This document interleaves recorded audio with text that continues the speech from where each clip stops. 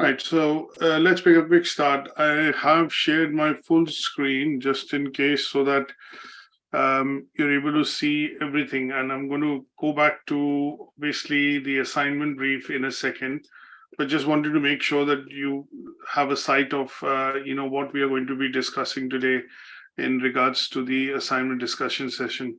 So just very briefly, I have got a couple of things open on the screen right now, just trying to resize so that everything is in a bit of perspective. So what I will do is primarily show you first the assignment briefs which are up on Moodle. So when you log in, you should be able to go into the unit and then see the two assignment briefs which are there, which are for the unit principles of operation management.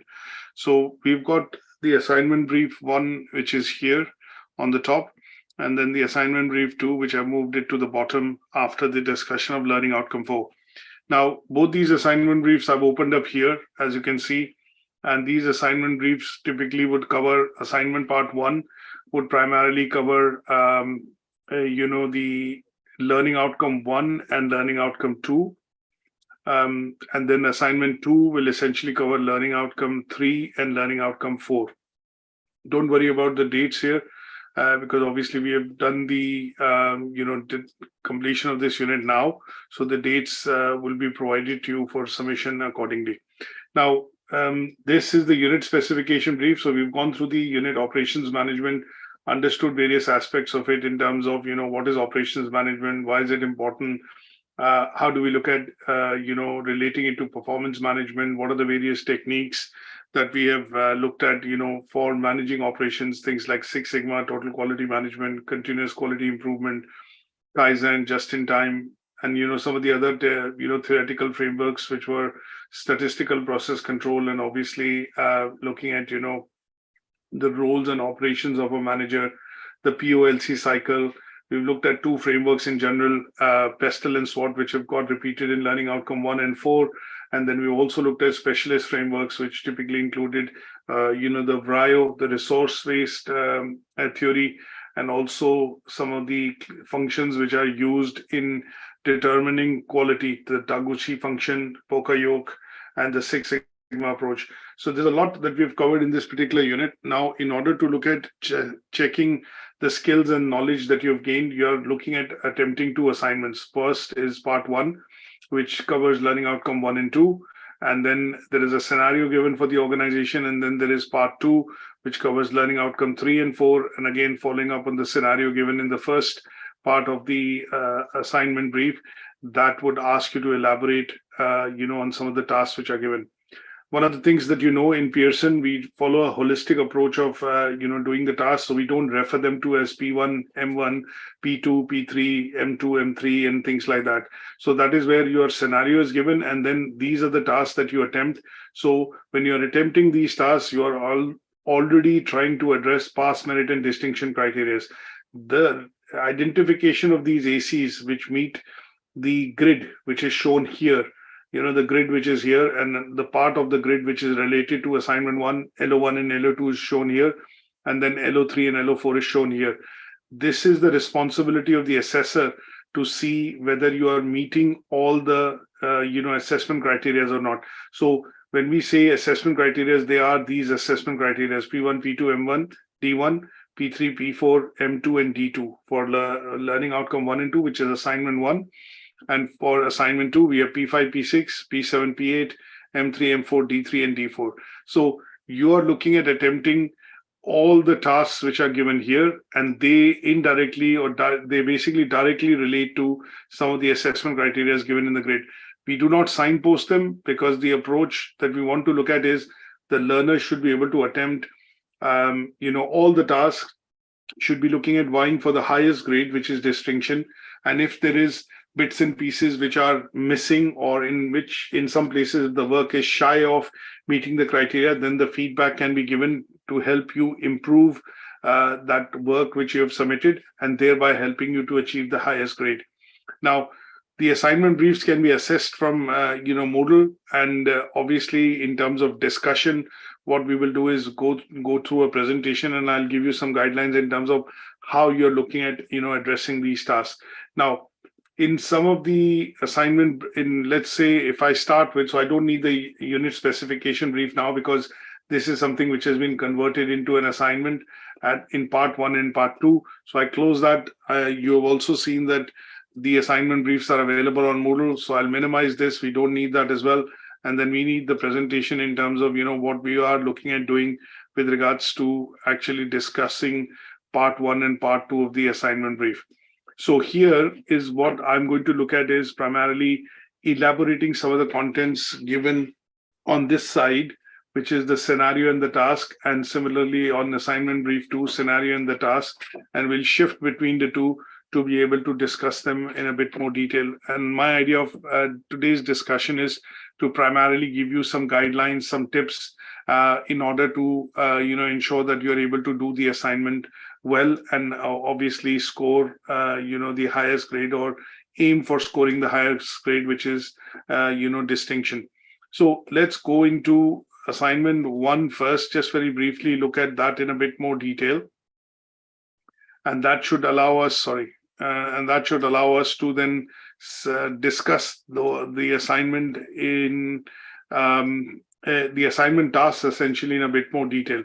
Now, I think with some of you who have joined the session today, obviously you have been on an assignment discussion session with me earlier, so obviously are very clearly aware in terms of what are the basic requirements in terms of how we go about compiling the assignment. One of the clear things which I would suggest normally in the assignment brief is that I normally suggest that you read the assignment brief at least twice. The reason of asking you to read the assignment brief twice is primarily to ensure that you are able to understand what the assignment is asking for, and at the same time, what are the clear requirements so that you are able to evidence and produce, the assignment in a way wherein it meets the criteria required. So there are a couple of things that you have to keep in mind when we look at essentially, let's say, doing the assignment. One of them is related to, making sure that you are sending across what is called the declaration of originality. Now, this is a must, and I think what tends to happen is that you send the assignment over and this is a document which gets missed out. So one of the clear things which I would want to, mention is that the declaration of originality needs to be accompanied with the document that you're sending, so that this is a part and parcel of the documentation, which is then later on put forward to Pearson for the purposes of, certification. Now, this is a Word document which is available upon Moodle, and the reason why we have provided this as a Word document at the start of your section, the course section itself, is because it is something that you're going to use time and again, and this bit is something would be quite helpful. So the Word template of this makes it easier for you to essentially download it, fill it up electronically, and then send it. So this particular document here, which is in the pre-enrollment section, and if you scroll down, it's a Word document which says 2021 BTEC HN student assessment submission and declaration. When I click on this, what will happen is it'll download to your PC or the or on your side. And the reason of having this is that it allows you to fill this up electronically. So this is how this particular document looks like, and this is what is required to be completed at any given stage when you are submitting the assignment. So put your student name here, the assessor, which is in this case for the unit, I'm going to be the assessor. I'll give you the issue and submission dates for assignment 1 and assignment 2. When you submit it, you put that date. Program name should be the full name, which is Pearson-BTEC level 5 HND in business, in brackets management, the unit, which is 26 of principles of operation management, and the title of the assignment, which is part 1 of the assignment, is operation and operational strategy. And then what you do is you ink your signature here. If you have it as a soft copy, you can copy and paste and move your signature here. If not, then obviously just write your name as I would do it, and then put the date on which you're signing the declaration. Now, it is advisable that you have your signatures as a soft copy, the reason I put it this way is that it makes the document much more authentic. And as you can see, if I bring this in, it makes it much more authentic that this is something that I have submitted and, it's my own piece of work. So from my point of view, I would suggest that you should have an electronic signature, and that should be used to ink that on the assignment declaration. This bit that you look at is also then required to be submitted for assignment 1 and for assignment 2. Both of them simply because it's a mandatory requirement, and both these assignments are individual assignments. Now, when I go back into the assignment, the other thing that I should note very clearly is that there is a submission format, which is what I would normally draw your attention towards in terms of how your evidence of the assignment would need to be, submitted. So when I look at the evidence for assignment, in this case, as you would see, the assignment is required as a Word document, and it is a Word document which is primarily, 2,500 to 3,000 words. And that is what you have to bear in mind, that when you compile the evidence is then meeting the criteria of the assignment submission. The other bits that you sometimes need to look at is some useful tips that I normally provide. Focus on command verbs. Make sure that you reference your work. In terms of referencing, you are at least looking at 6 academic references that need to be provided, when you are actually looking at submitting your work or your assignment. And that is a mandatory must, simply because of the fact that, you have to meet the referencing guidelines which are provided, and they would mean you could use books, articles, journals, or anything which is coming across from electronic published resources. And that could be predominantly websites or forums. Now, in most cases, what I also suggest sometimes is that when you look at, say, I would put it this way, because there is a stringent word limit that you need to adhere to.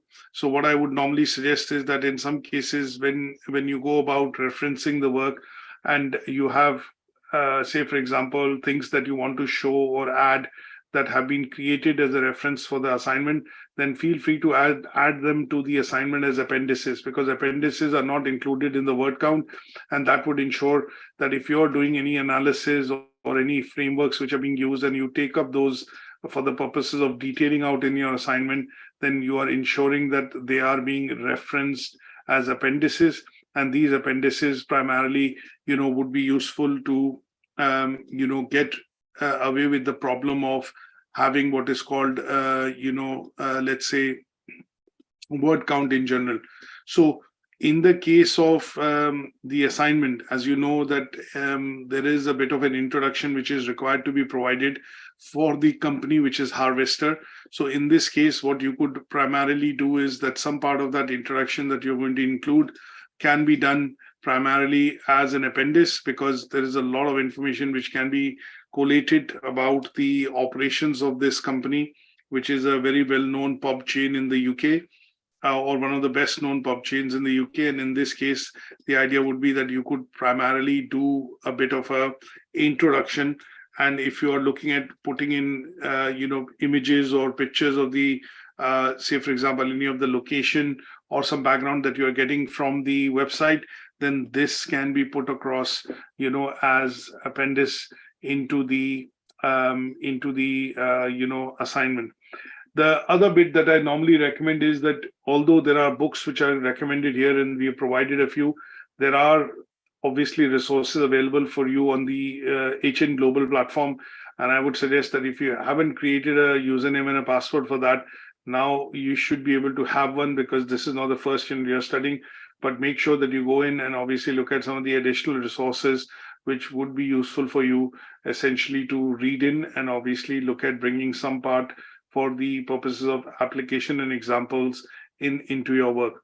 Now, apart from that, I think if you go through the assignment brief and you're aware that this is what it is about, then at some stage, this page, which is normally the learning outcome page, is the most important, part, because after you've done the general formatting of the document and creating the structure of it, you are basically essentially then focused on actually attempting the task to be able to achieve the grades. But reading the assignment brief, especially in terms of the submission format, will be very useful because it will allow you to understand what is required as an output for the assignment to be submitted and created. And that would be useful if you read that in a bit more detail. Now, for the purposes of a discussion and obviously going into individual points for the discussion on the assignment, what we are going to now do is primarily go into the presentation and then look at some of these tasks just as a bit of a signposting. I'll get into one or two tasks to be able to explain, and then you can go on and obviously start attempting the assignment for assignment part 1 and part 2. So any questions so far? Any questions in terms of what I've explained? Do you have any doubts, any queries on this? No, sir. No, sir. Okay. So let's look at the few slides, which are basically what I've already mentioned, but just going through them so that this presentation would then also be available to you, on Moodle just after this session.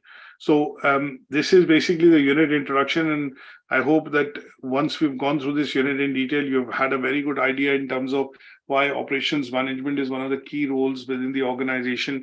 And one of the tasks that I'd given earlier after the discussion of the first learning outcome was to look into, the different roles of the operations manager and what it actually entails when we talk about these roles, which people take up when they say that I work within the operations department. So these roles could be roles like the operations manager, the logistics manager, supply chain specialist, or data warehousing or warehousing manager, operations analyst. You could be a floor manager, production floor manager. You could be a production shift manager. And these are various roles that originate, for people who go and do specialization in the field of operations management within the organization. Now, going briefly in terms of, going briefly into various other details, obviously, because the assignment format in both these cases for the, assignment brief of this unit, assignment 1 and part 2, both include, the submission formats as what is called a Word document. So here, what you're looking at is primarily making sure that, and because we've used a company called Harvester, so it is, it is important for us to be able to get a bit of an introduction into the company in terms of what research you have done. And then what that would do is basically also get a bit of an understanding in terms of how well you've researched the organization before you start, essentially writing the assignment or the tasks of the assignment. So let's look at a couple of things. Obviously, one of the best practices to always start an assignment with the introduction and a conclusion. Draw up a table of contents. Generally, I recommend font size 12, line spacing of 1.5, and then obviously, depending on if you're using a lot of reading, you're reading a lot of material and then writing it in your own words, then it will be a bibliography, which is basically giving us the sources from which you have taken the data. But if we use, and read the command verbs and obviously use a lot of text which is coming in from books, journals, articles, website, and you're quoting them as it is in direct quotes, then in those cases you're going to be referencing, and that will help you produce a reference list towards the end. You could use a combination of both, but generally when we look at the Word document and we arrange these in the format, normally you start off by writing references list. You would basically first mention anything that you've taken from the books. Then it goes down to, articles and journals, and then towards the end, electronic sources like the website. And there is where you also include the bit which is related to things like, accessed on, or basically, when did you essentially, get the article in terms of, or refer to that article. So here you normally use the word assessed on, and you put the date, and then you close the brackets after putting in the website. Now, some of the other bits that you have to very carefully look at, especially in the case of Pearson, is because these are graded units, you're able to achieve pass, merit, and distinction. There is a lot of precedence given to the command verbs.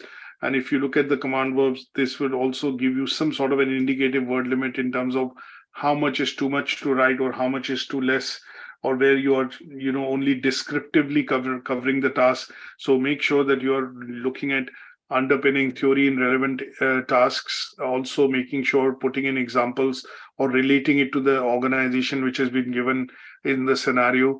And that would basically show that you don't just have understanding of what the task is asking you to do, but you've put a relevant theoretical framework, and then using that framework, or the theory, you've underpinned it by showing an application through by discussing an example.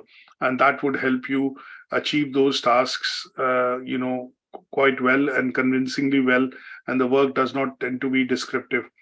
The other bits that you have to keep in mind is that referencing is important. So in these assignments, both of them put together, you're probably looking at anywhere between 5,500 to 6,000 words, because the limit is 2,500 to 3,000 for part one and 2,500 to 3,000 for part two. So generally, you would be looking at, this particular word limit, for pass oblique distinction, pass oblique merit. And then assuming if you're, going anything over 6,000 or 6,500 words, I would say that you would need to look at revisiting, the bits in terms of what is being covered in the assignment. Now, normally plus minus 10% is allowed as a limit because Pearson follows the quality guidelines and they follow how universities look at grading and providing word limit for the assignment. Generally, plus minus 10% is allowed. So if it says 2,500 to 3,000, we have already given you a range that your assignment should be between 2,500 to 3,000 words. But if you're looking at 10% of that, 2,750. Or in this case 3,000, and then 2,750 in this case, and then if you're looking at writing up to 3,000, plus minus 10%, which is 3,250 or 3,300 essentially, or 2,700. So give or take, keep that in mind. Now all documents are scanned through Turnitin or Plug Scan, and that is where the limit for tolerance in terms of similarity tends to be 20%. Declaration is something that I've highlighted. You can also use the electronic versions of these declarations, but some of the things are old school. Paper is gold. So obviously what also Pearson expects is that when you do submit your assignments, what they would normally expect is that you go in and fill these declarations, and that is why we provided a Word document. But if you feel that you need to look at an electronic version of it, then you're also welcome to go onto the website.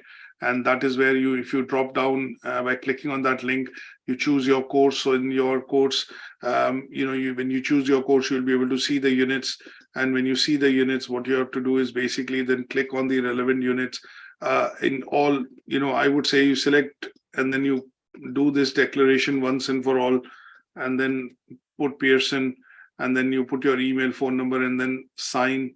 That should allow you to essentially, submit the declaration electronically as well. But I think in this case, I would say a Word document which is given on Moodle should be okay, as long as you can download it. All you have to do is keep changing the dates and the submission dates and the name of the unit and title. Rest of it basically remains consistent, or not much of changes are required. If you wish and refer to Harvard referencing, a video oblique presentation is available on Moodle, and that is where you can go in and revisit should you need to look at developing this skill as you go along by submitting your assignments. Now, most assignments are submitted to learner work. This is something which is a standard practice by email. When you send the assignment over, please make sure that you also mention that what grade you're trying to achieve, because the feedback on the assignment would then be commensurate to what has been actually submitted. The reason I say this is that most learners normally end up spending a lot of time on writing the assignment when they only say, "Hi, please find attached my assignment for submission and regards." Now, what the assessors in this case normally do is basically look at going through the assignment. If they feel the assignment is only meeting a pass mark, the summative feedback is given and the assignment marking is closed. So technically, we should not be looking at, giving you feedback because you have not asked for a grade. So here, if you do ask for a grade, then it allows us an opportunity to send feedback, and then it allows also to say, if you say you want to achieve a merit grade, if you're hitting that grade, that's fine. We will be able to give you a summative feedback. But if it's shy of certain tasks, or in certain areas we feel the evidence is scant or missing, then the feedback is given so that you can redress it, amend it. You highlight any changes that you do in the same document that we send back to you in yellow. And then when you send it back, we can see whether you achieved that. And if you have achieved it, then the grade awarded would be, as per what you also wanted to achieve. Now, please make sure when you submit anything back to us, you're using the same version of the document. It is not to restart the assignment. It is not to do it as a new document, because the commenting on that allows us to clearly see where the comments have been given and where you've added the work, because you've highlighted that in yellow. Do not restart the assignment and resend it as a fresh document. That is something that you need to be aware of. Now, going into the assignment part 1. So here part 1 covers learning outcome 1 and 2, which is, so the tasks of the assignment are going to be based on understanding what is operations management, and what are the various techniques which can be applied in decision making process when we face problems at the operations floor, or during the operations, or for example during the working of the factory or manufacturing or engineering or any sort of services, and how do you go about doing it. Now, there's a bit of a scenario which has been given. So you have to assume and wear the hat of an operations manager of a large international restaurant chain called Harvester, and the website is given. You have to explain the principles of operations to your new assistant deputy manager. Here, in order to do so, you are required to produce a report that outlines the overview of the organization.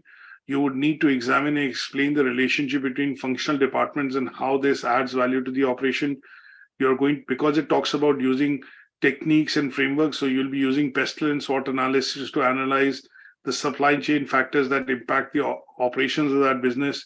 You're also required to explain how operations support the organization's long-term strategies and the system and processes, tools which are used to manage this addition of value to the organization. So that is where it is hinting about the role of technology, which we covered in learning outcome 1, in terms of,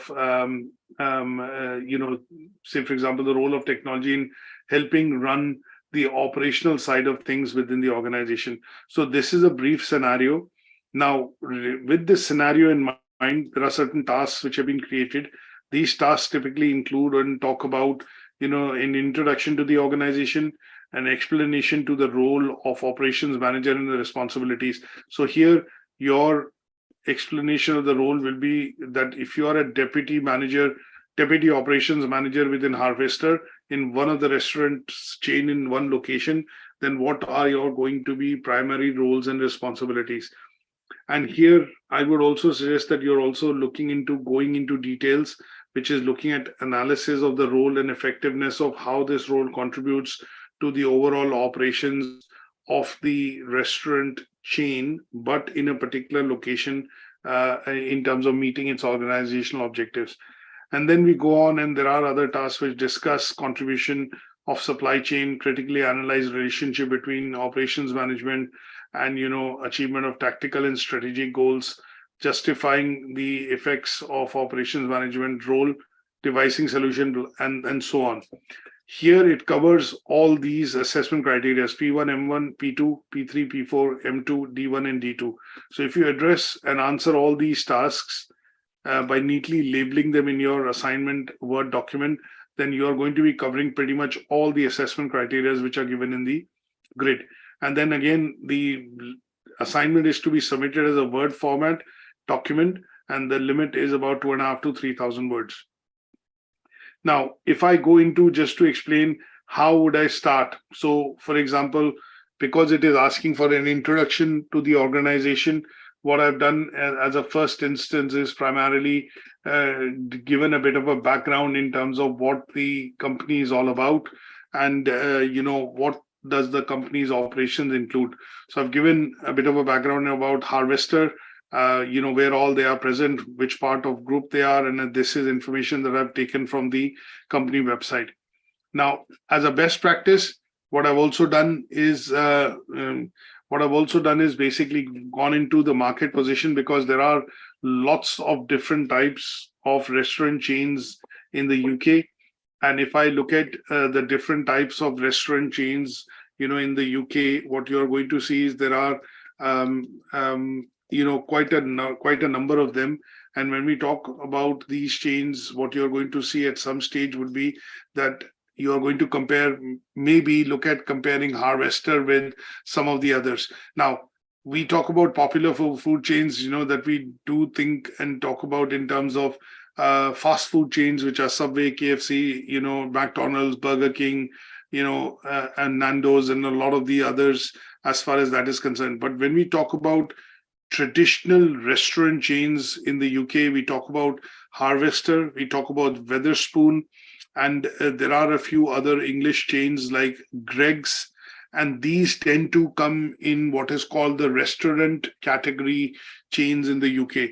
So if I have to mention other chains, then I would say Wetherspoon, just for information, Greggs, and they would tend to be the traditional, restaurant chains, which we do get to see, which are like a pub wherein they serve not just food, there's a bit of music, and obviously, wine and alcohol is also served. But when we go to the chains like Subway, McDonald's, they tend to be more of fast food chains, family restaurants. But in terms of the reason of why, for example, Harvester has been given as an option, is that it helps understand that we are talking about traditional English restaurant chains, and they tend to be the ones that I've listed out here. And those could be the references that you could look at from a point of view of, talking about, I would say, the market position. So this is part of the background and introduction to the company. There's a bit of a SWOT analysis that I've done in terms of where they are, what they do, what are their strengths and weaknesses, and then what are their main objectives, considering the report, which is the annual report, published on their website.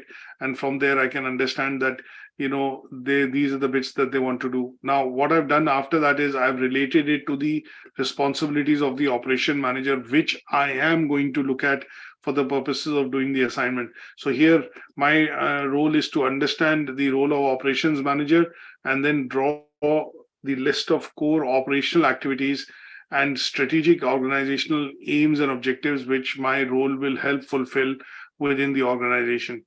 Now, the second part in the assignment talks about an explanation of the operations manager roles and responsibilities. So here is where I would need to go into providing a general description of what is the role of operations manager at Harvester. So what I've done is I've not gone about copying and pasting a standard job description about an operations manager. I've used the Mintzberg framework, wherein it helps me guide my understanding of writing about this role in terms of what is the key role of the operations manager as per the framework, which is interpersonal role, informational role, and decisional role. And then what are the core responsibilities that I have at the restaurant? So restaurant manager or an operations manager essentially is responsible for ensuring delivery of quality food, ensuring the performance of the restaurant chain, is maintained in terms of driving revenue. They have adequate resources both in terms of food, staffing, inventory, and equipment. And then you're looking at planning events or doing programs which will basically be aiding the revenues of the store or revenues of the food chain. That means weekend events, special menus, maybe offers which could be driven towards families, doing some promotions in the local area, and those could be the operations related role that I can get into in order to strategically drive revenue from a particular restaurant that I work in as an operations manager. And that is the specific focus that you need to explain with regards to the role of the operations manager. And then there are bits and pieces that you would also be looking into, things like the quality role, things like ensuring stakeholder management, which is customers which are regulars to your store or chain. In this case, when I say there are corporate offers driven from the head office, and there are regular customers which are sent across discount coupons, promotional offers, and when they do visit the restaurant in your area, then you're looking at managing them and their expectations from a point of view of providing them fine dining experience. So with this assumption in mind, you are going to get into doing some of the tasks and activities which are defined, by writing each of them individually. And that would help you to compile, the assignment. Now, in most of these activities, be sure that although there are some keywords that I've introduced in the assignment in places which will tell you that these are basic minimum theoretical frameworks that you have to discuss. Now, if you do not include them, that would mean that your assignment that you've done is going to be descriptive. That means it is, although talking and giving some details about the task, but it is general in terms of being not general in terms of not covering a particular framework or a theoretical framework required to show that you have the knowledge and skill in that particular area. So be sure to look at reading some of the tasks carefully, and also ensure that you are looking at going through the indicative content given in the learning outcome, which is given in the unit specification, so that you are able to cover some of these frameworks and your work does not remain descriptive, but it shows practical applications. It is showing that you have done research, and then you are building arguments to be able to, you're quoting and building a lot of arguments to be able to provide work which is rational, showing example and application of what, is being discussed with regards to the task. And this is how you would probably go about, writing the assignment for part 1 and part 2. Now, in part 2, one of the things that is different from some of the tasks is that in learning outcome 4 and the assessment criteria, it will talk about conducting a strategic risk analysis. So here you are going to, on the organization harvester, conduct an SRA, which is risk analysis related to operations function of the organization. And in terms, when we look at slightly elaborating on the scenario that has been given on assignment 1, you are required to produce a continuous improvement plan to meet the targets in the operational role. You will also need to write that plan as a memo to circulate to all departments, and that would need you to conduct what is called an SRA to understand what are the problems and issues that you've uncovered as an operations manager. When as a boss you've gone around the restaurant chain in your particular area and then looked at what are the issues and problems that are being uncovered. And those issues and problems that you uncover by doing this SRA or strategic risk analysis are then going to be, listed out as a memo or using a table in the memo to be circulated to all members, staff and employees of that restaurant in that area, say Manchester area. And that would be then be looking into dwelling into specific steps that you'll do by quoting examples of how this continuous improvement plan would essentially be put into, action. So here, the main part would be to look at, doing the strategic risk analysis, and that strategic risk analysis would be looking into the let's say the factors which are externally, affecting the the operations of the harvester, food restaurant or food chain. So this particular analysis that you do will have to be done with one particular, restaurant in mind, or the research that you've done, and that would basically include things like the complexity of operations which harvester operates in. That means there's lots of competition, not just from fast food chains, but other chains like Wetherspoon, which are as big as harvester, and they have also restaurants in proximity of wherever harvester restaurants are. And here you're going to be looking at applying, the ISO 31000 framework, which I spoke about yesterday, and also looking at the challenges and limitations of, what you uncover by doing this strategic risk analysis. So this bit would be practical bit, in the sense you have to conduct, means you have to go about collecting a lot of data through research, and that data needs to be then referenced and put into the assignment, by thereby showing through a table how you have conducted the analysis, and then what the analysis has uncovered, and then the points that have been uncovered, which are going to be problem areas or issues, are going to be then addressed and written down in a memo. And that memo is to be circulated to the various people and staff within the organization, with a clear action plan in terms of how you would go about essentially, improving some of the operational areas where these problems have been identified. Is that okay?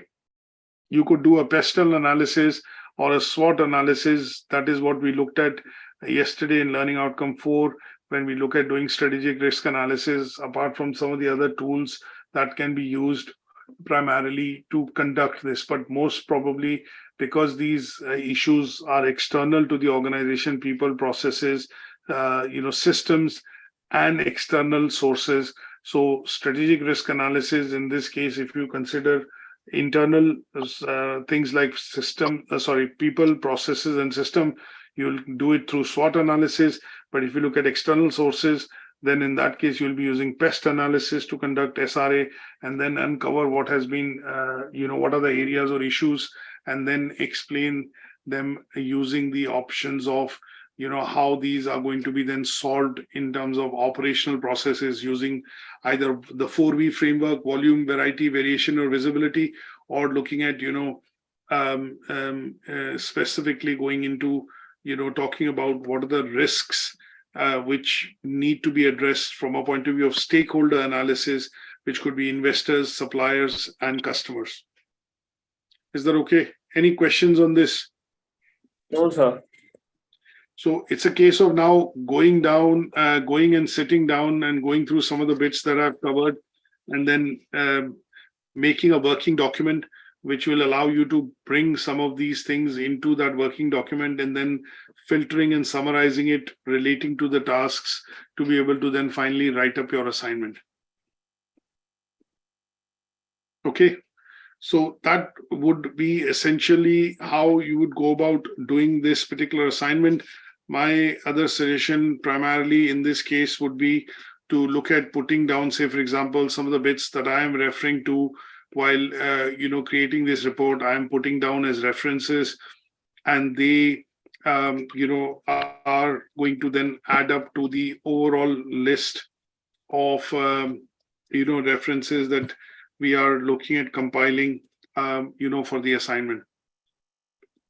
Anything that you feel that you have done and you feel that needs, maybe is being used or inferenced into the assignment, what you could do is do and submit them as an appendix, and that could be towards the end of your assignment, and that would help, do away with the word count, or essentially meet the word count rather than exceed it, because sometimes exceeding the word count also means that you're looking at bordering into the area of plagiarism or similarity, wherein if referencing is not done, then similarities tends to go up.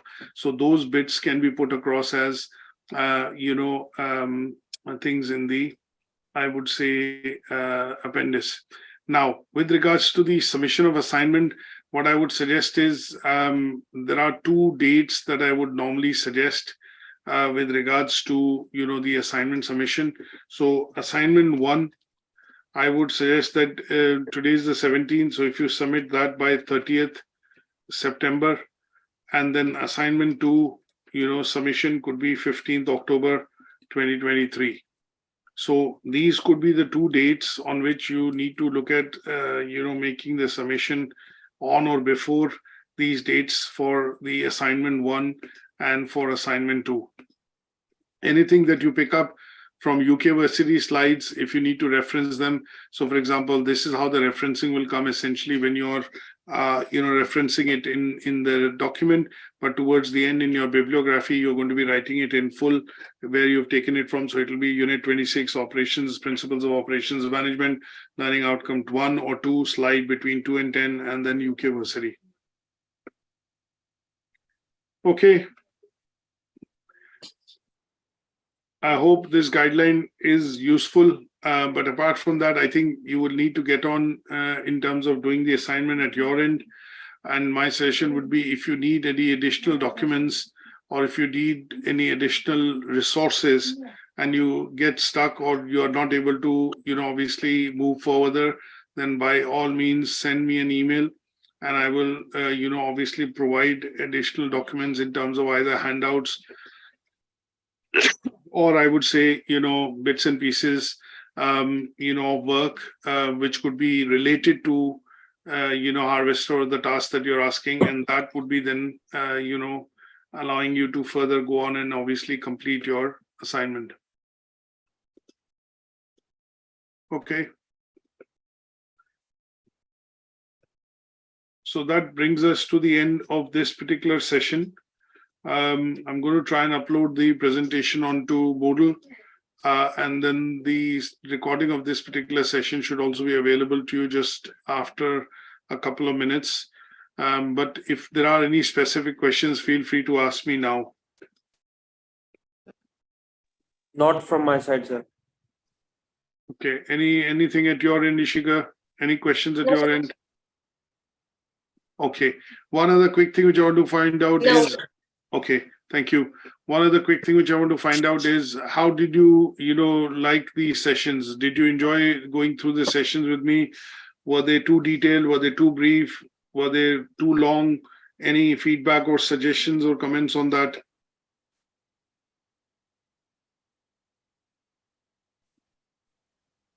Are you asking me or? No, it could be both of you, because both of you are on the session. So just getting some quick feedback, because normally my sessions tend to be slightly longer. So have you enjoyed the sessions? Were the information covered, in detail?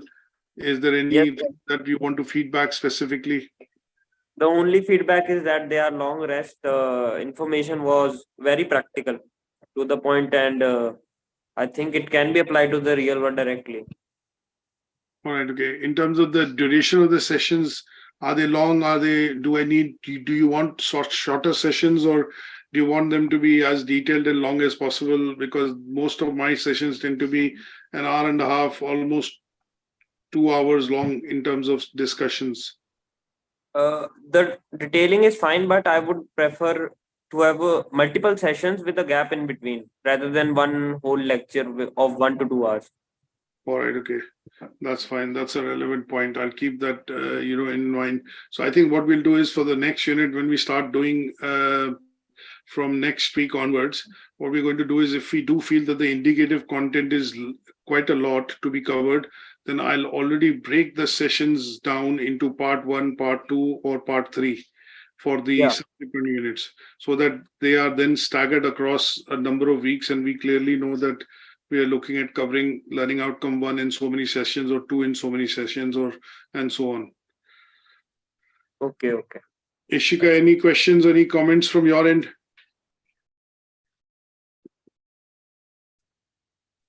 No, sir, it's fine. Okay, because I know that some of the sessions you've attended with Mr. Zafar, I think the next unit that we're going to start off is going to be Anjum, who's going to be doing some sessions, because you'll go back to unit 4, I think, and 5, management accounting. But with Nandish, I think he'll be either continuing with me or with Sanjay, because we'll be looking at moving to unit 31. So in terms of feedback, if you do feel that the sessions are long, or if there is a bit of an adjustment required, feel free to give that feedback, because I think with Pearson we have limited number of students. I think there are 6 in total that you guys are studying right now, and the sessions are at different times depending on what units you're covering. So we are flexible to taking and adapting to any such requirements, so that we are able to make sure that they are more tailored and more suited to, give you knowledge and obviously be useful for the purposes of studying. But any comments and feedbacks are always welcome, because obviously, it will help us also improve delivery, and at the same time, make sure that these sessions are interesting and interactive. So thank you so much for this, and I will be catching up with you in the subsequent weeks. I think for the next unit, the schedule will go out on Monday/Tuesday, and we will, obviously take it from there. Okay, sir. Okay, thank you very much. Okay. Both of Thank you you. have a nice day ahead, and I will speak